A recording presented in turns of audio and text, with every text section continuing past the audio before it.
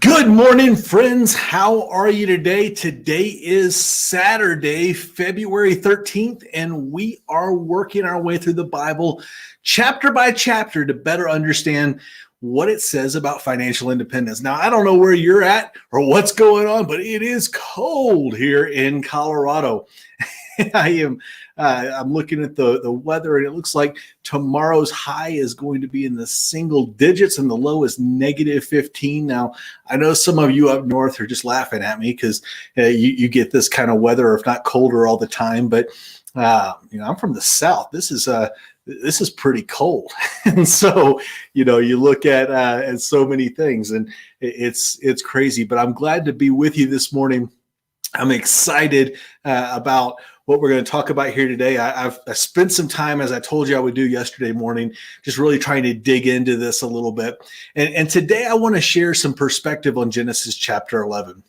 Have you ever wondered if God really wants us to live abundantly? I mean, have you ever kind of said, is that something that's really there? I know that for me, I've heard a lot of different things. Maybe this question is something that's crossed your mind. If God's financial formula really works, the one that we're taught religiously in many Bible-believing, God-fearing churches, then why are so many Christians struggling to make ends meet?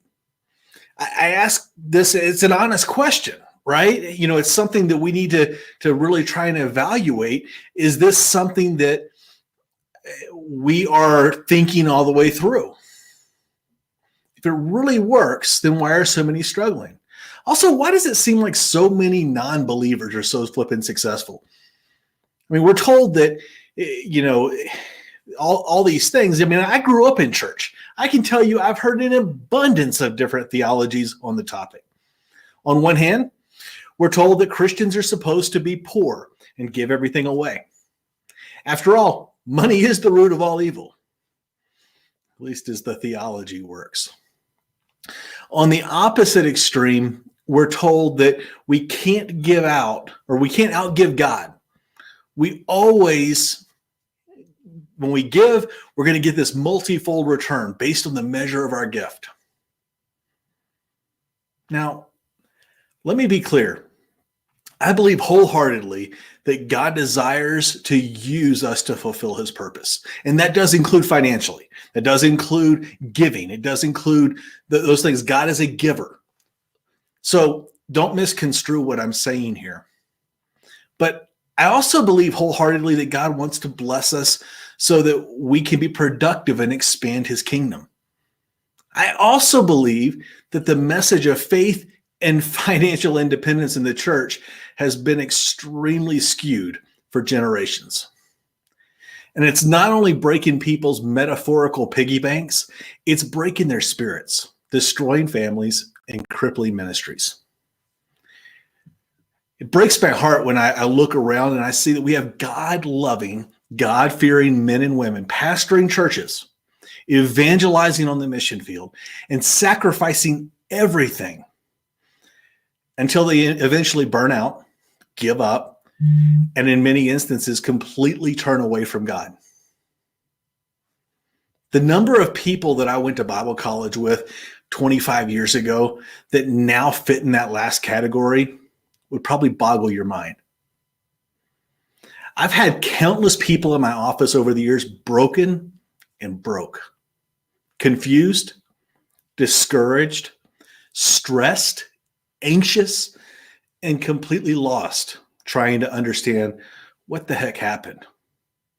Honestly, I've had times where I've been in somebody else's office with the same feelings. Do you know anybody like that? Maybe it's you. Maybe you've kind of been in that place where you're trying to figure out financially what's happening. My friends, that's really the big reason that I've been so passionate about educating and empowering people to achieve financial independence. I believe 100% that we have a God that wants us to succeed, and he has given us the tools to do so. With that said, my jaw dropped yesterday morning when I was reading Genesis chapter 11, and it said, "Now the Lord came down to see the city and the tower which the men had built. And the Lord said, behold, they are one people, and they all have the same language. And this is what they've started to do. And now nothing which they plan to do will be impossible for them. Wait, does that mean that God doesn't want us to build? I'm confused. Then I got my answer, and I'd like to share it with you today live right here. If we're just now connecting, let me be the first to welcome you to Middle Class Millionaire University. My name is Joe Sugg, and I'm the Bible-believing, freedom-seeking, Jeep-driving founder of Middle Class Millionaire LLC, where our mission is to educate and empower entrepreneurial-minded, faith-focused, purpose-driven people to achieve financial independence so that they may pursue their God-given passion instead of a life-sucking paycheck. With that out of the way, let's go ahead and let's shine some light on what the word says. Let me try something new here.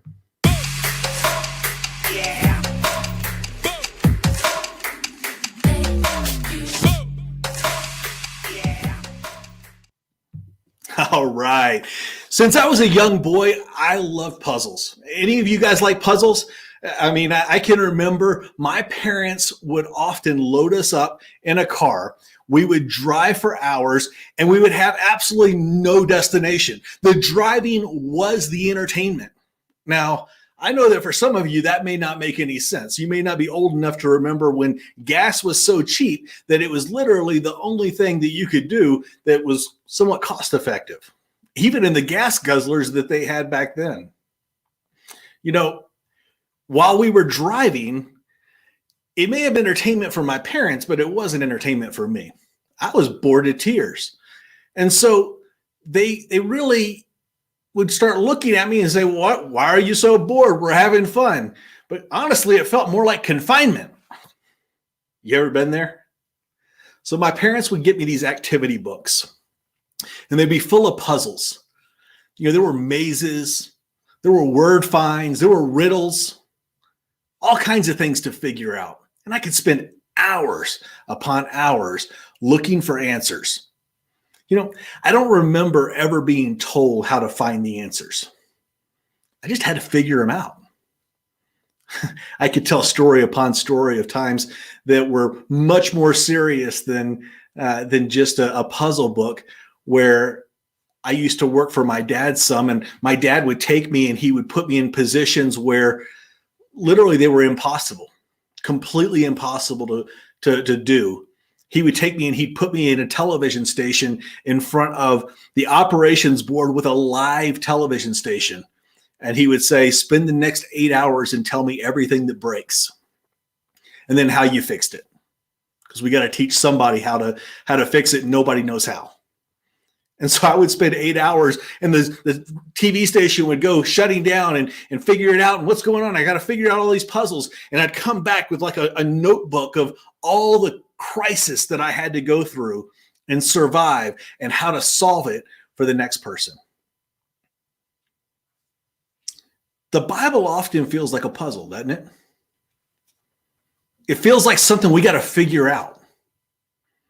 I mean, you think about it. It was written multiple thousands of years ago about people that saved or that lived thousands of years apart in a language that we don't speak, in a culture that's significantly different than my own.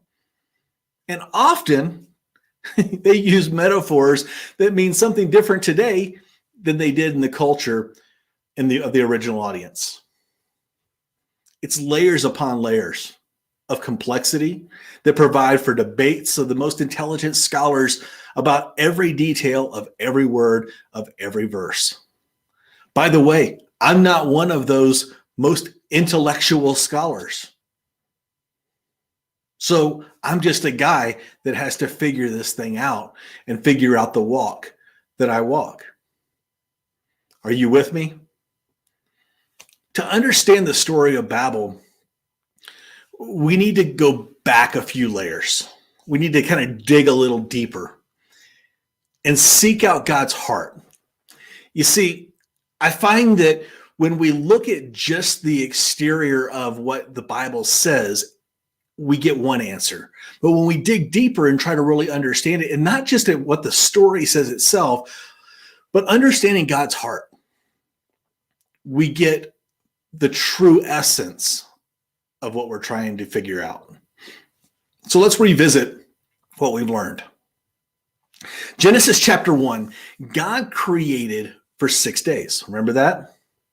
On 7 occasions, God said something that he had created was good. The last time was in reference to everything. So, everything is good. Basically, everything I created was awesome. It's worth noting that the word good is often used in our English language as an adjective to describe something morally excellent, virtuous, righteous, pious, etc. Similar to when we say someone is a good man, a good woman, a good steak. But I digress. Since Adam and Eve were vegetarians, I probably shouldn't mention steak right now. The Hebrew word used and translated as good is actually tov. I won't get too far into the weeds here, but it's important to know that tov is actually used to describe something as a function rather than excellent. See, the actual definition is fulfilling the action for which a person or thing is specifically or specially fitted or used for, or for which a thing exists. Goes on, it says a functioning within its intended purpose. So that's the Hebrew definition of tov. So when God says that light, land, seas, plant life, and everything else he created, including mankind, that's us, was good, he wasn't saying it was excellent. He was saying that it was functioning within its intended purpose. Make sense? Are you with me? So, what's our purpose? In Genesis chapter 2, it dives into day 6. It tells us that God started with a blank slate. There were no plants. The plants hadn't grown yet. The water wasn't there. No bushes, no trees. And man wasn't formed yet to cultivate it. It tells us that he created man, and then he planted a garden to the east of Eden. So man is over here. He plants a garden over here. Stick with me. When he plants the garden, in the garden he grew trees that were pleasing to the sight, good for food, functional for its intended purpose of eating. Out of the garden was a river source that broke into 4 separate rivers, each providing different nutrients for the ground and life for the plants. Then God took man and put him in the garden to cultivate it and tend it.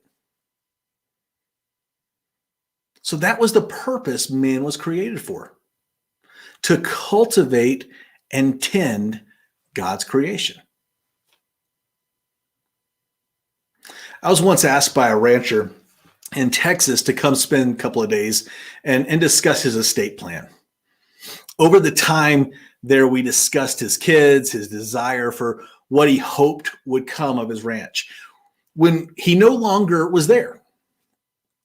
In the course of that conversation, I can remember sitting there and I asked him, well, what kind of ranch is this? I mean, what's the purpose? And he quickly told me, I'm a grass rancher. I grow grass. Wow, that was not the answer I was looking for or thinking of or had even thought was a real thing. Now, this was the father of a close friend of mine, and I instantly in my mind went to the many trips in this ranch where we enjoyed playing horseshoes, shooting guns, hanging out with friends, cruising around the field in pickups. He then began to tell me all the work that goes into cultivating the right kind of grass and eliminating the weeds and bad grass. When the grass grew long enough, he would cut it. He'd bale it, and he'd sell it to neighboring farms for their animals. He described it, and really he described it with enjoyment. He was excited about this work. The cycle happened over and over again. He would cultivate the ground, plant the seed, tend the crop, harvest the crop, and then when it was functional for its purpose, then he would start the entire process over again. At the end of Genesis chapter 2, God said it was not good for man to be alone. And so while he was cultivating and tending the garden, because it was a lot of work, right? There was a lot of things going on and it was dangerous. There were many things. And so there needed to be more than one person. He needed a helper. And eventually woman was created out of Adam's rib. Everyone with me so far? I know this is a little bit different, but I really want to lay some foundation here because there's a truth that we need to understand. I'm not going to go back to the woman not being a second-rate helper and as we think of helper, because you can go back and listen to the study of Genesis chapter 2 if you missed that. But woman and man were side by side. They were moving forward. Obviously, God's original plan had to pivot in chapter 3 of Genesis when Adam and Eve disobeyed his commandment not to eat from the tree of knowledge of good and evil. His plan to allow them to live in the garden had to pivot. But I want you to understand this. His purpose did not change. The purpose of man didn't change, as we learn at the end of chapter 3. After everything was said and all the negative was handed down, at the end of chapter 3, it says, therefore the Lord sent him out of the Garden of Eden to cultivate the ground from which he was taken. So now, remember, Adam was created outside of the garden. The garden was created. Adam was dropped into the garden, into the middle of everything that was great. And now says, okay, you can't be in the garden anymore because, well, you can't live forever now that you have disobeyed my commandment and you have created this problem. However, he said, now you need to go out and cultivate the rest of the world. Now, I'm just going to tell you, it's going to be a whole lot harder than it was in the garden. The ground isn't going to be as soft. It isn't going to be as nourished. It's not going to be as easy. Have you ever felt like you wonder why God's plan for your life isn't easy? Well, it's not intended to be. We live in a hard world. We have a lot of negative things that happen all around us, and it's just part of life. It wasn't the way it was intended to be initially, but it's the way it's evolved. He told him that it's not going to be easy and that he still needs to go out and cultivate. In other words, build, grow, expand, develop, and then tend to it. Just as God blessed him so many times before, he moved forward and he once again blesses Noah and his family to be fruitful and multiply. So after Adam moves forward, his descendants end up being one of them being Noah. Noah finds favor, right?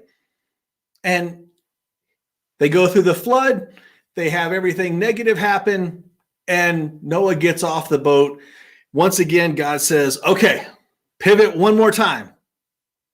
We got this. Be fruitful and multiply. Go out there. Do things. Now, without going into all the Hebrew, again, be fruitful and multiply, roughly translated, means be productive and reproduce. Okay? So be productive. Go out and do things. Make it happen. And reproduce what you're doing. Now, reproduce could be, children. It could be mentees. It could be any kind of reproduction of your efforts. In chapter 10, we see that the dependents of Noah's boys, Shem, Ham, and Japheth, had many children on the earth that began to populate.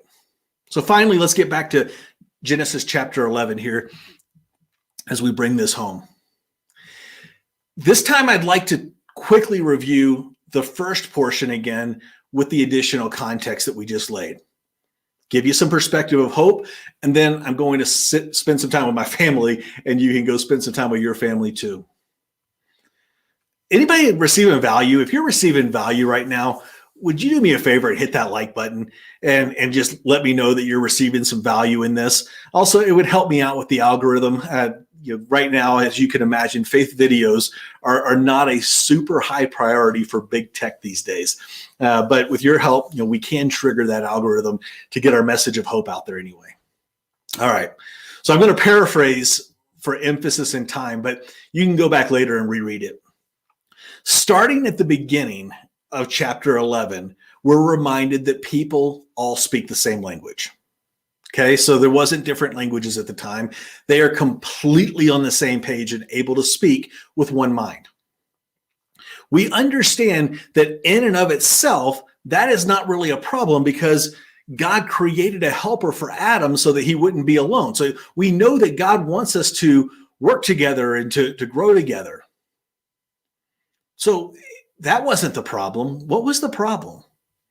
As we continue, people who were created in the image of the Creator to cultivate and tend to the creation are traveling east.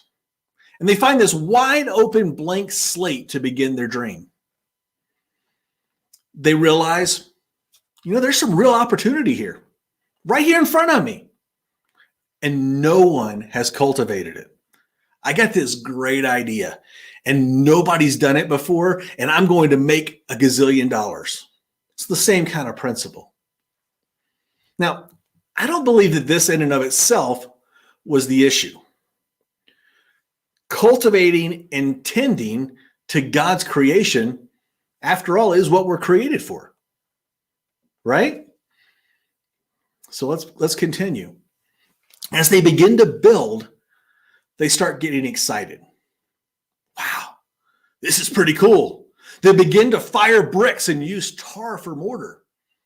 It's coming together better than they ever imagined or expected. It started to really come together. So they continue their motivational message. Have you ever been there? You get excited and you start firing up your team. You're encouraging everyone around to achieve the goal. But what is the goal? Well, they start telling each other, come, let's build ourselves a city and a tower whose top will reach into heaven. And let's make a name for ourselves. Otherwise, we'll be scattered abroad over the face of all the earth. Uh-oh. That may be a problem. I believe, my friend, that's where it all went wrong for the people of Babel.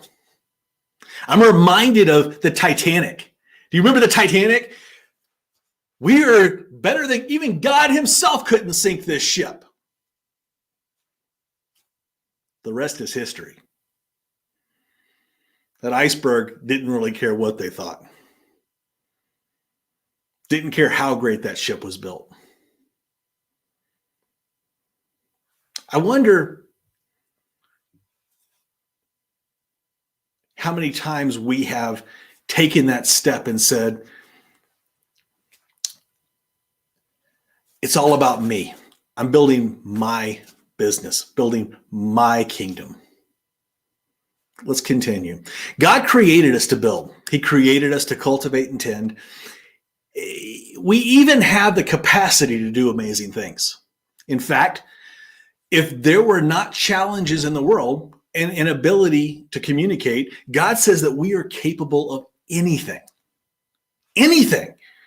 I mean, think about that. He says that these people were talking about building a tower to heaven, and God said, well, they could probably do it.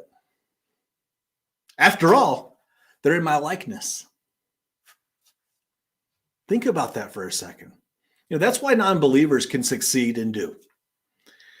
They focus on the financial and strategic principles that guide their land.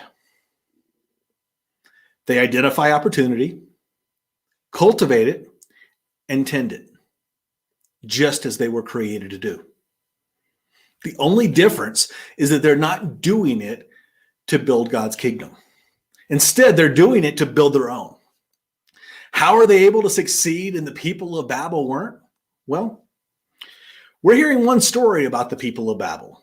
But when you see someone that has a level of success, do you think that they ever hit a place in their lives where they were confused?